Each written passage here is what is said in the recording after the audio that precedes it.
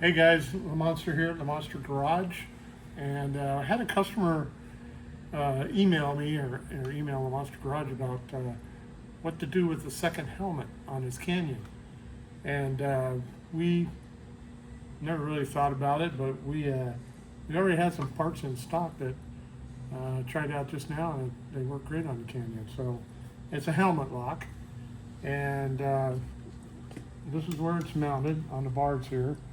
The bars are a tapered bar from like 1 1/8 to 7/8.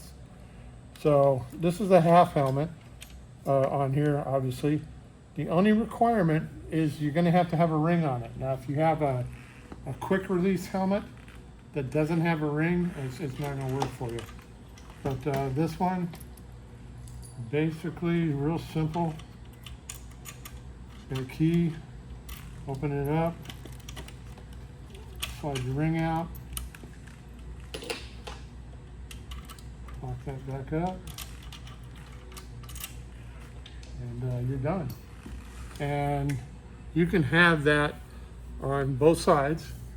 And obviously, I've already got phone holders, drink holders, but the mounting bracket is real thin, which is nice because you got to stick it in between the wiring harness that comes out of the handlebar controls. So this just gives you another option. I'm leaving it on my bike. I can see where I could use it.